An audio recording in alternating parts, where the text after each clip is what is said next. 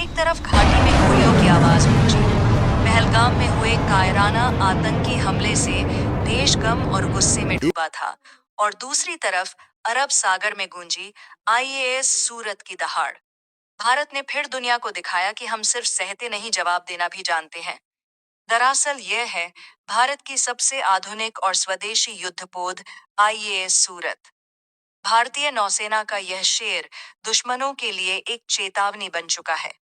आज की कहानी एक मिसाइल टेस्ट की नहीं है, बल्कि उस रणनीतिक जवाब की है जो पाकिस्तान को साफ साफ सुनाई दी।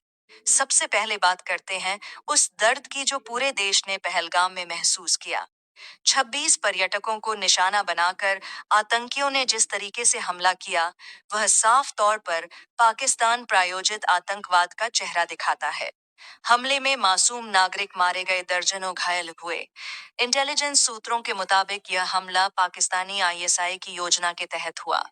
मकसद था कश्मीर में अस्थिरता फैलाना और भारत को उकसाना। लेकिन पाकिस्तान शायद भूल गया था कि आज का भारत 2025 का भारत है। घटना के ठीक 48 घंटे के भीतर अरब सागर में भारतीय नौसेना ने किया एक बड़ा ऐलान। आईएएस सूरत ने सफलतापूर्वक कनेप्रेटिव एंगेजमेंट के तहत एक सी स्किमिंग टारगेट पर सटीक मिसाइल हमला किया। क्या है यह कनेप्रेटिव एंगेजमेंट? यह आधुनिक युद्ध तकनीक है जिसमें एक से ज्यादा प्लेटफॉर्म्स एक साथ काम करते हैं। एक राडार लक्ष्य को देखता है, दूसरा जहाज मिसाइल फायर करता है। इससे हमला होता है अचूक और दुश्मन के बचने की कोई गुंजाइश नहीं रहती। आईएएस सूरत का यह परीक्षण केवल तकनीकी नहीं था, यह एक मनोवैज्ञानिक संदेश भी था। पाकिस्तान की मीडिया में अचानक नौसेना सतर्क, भारत की मिसाइल रणनीति जैसे शब्द वायरल होने लगे। पाक डिफेंस एक्सपर्ट्स भी मानते हैं कि भारत का यह मिसाइल टेस्ट टाइमिंग के लिहाज से पूरी तरह संदेश देने वाला था। जहां पाकिस्तान सोच रहा था कि भारत पहलगाम हमले में उलझा रहेगा, वहीं भारत ने सीधे समुद्र से उसकी नींद उड़ा दी। यह बताता है कि भारत अब हर मोर्चे पर तैयार है। पलटवार सिर्फ एलओसी पर नहीं, समंदर से भी होगा। अब बात करते हैं आईएएस सूरत की। यह है प्रोजेक्ट 15B के तहत बना भारत का चौथा गाइडेड मिसाइल डिस्ट्रॉयर।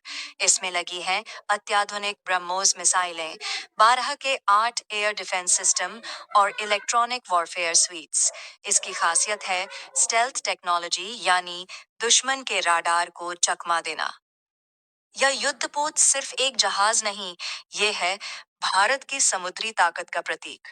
और यही ताकत जब मिसाइल छोड़ती है तो उसका मतलब होता है कि अब चुप नहीं बैठेंगे। डिप्लोमेटिक और डिफेंस एक्सपर्ट्स इसे कहते हैं स्ट्रेटेजिक सिग्नलिंग। मतलब ऐसे सैन्य परीक्षण जो सिर्फ घरेलू जरूरत नहीं, बल्कि अंतरराष्ट्रीय स्तर पर संदेश देने के लिए किए जाते हैं। जैसे कि चीन को बताया जाता है कि इंडो पैसिफिक में भारत कमजोर नहीं। पाकिस्तान को चेतावनी मिलती है कि हर आतंकवादी कार्यवाही का जवाब अब सिस्टेटिक और सटीक होगा। और इस बार तो पाकिस्तान को संदेश सीधे उसके अंदर तक लगा है। कुछ लोग कह सकते हैं ये परीक्षण तो पहले से प्लान था। सच है, लेकिन भारत की रणनीति में अब सिर्फ कब, कहां और कैसे का खेल नहीं होता।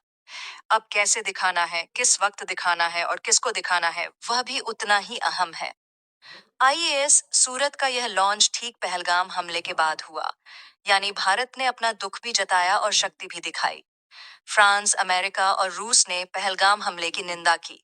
लेकिन जब भारत ने अरब सागर में मिसाइल दागी, तो सबने एक और चीज देखी कि भारत अब रिएक्टिव नहीं, प्रोएक्टिव हो गया है।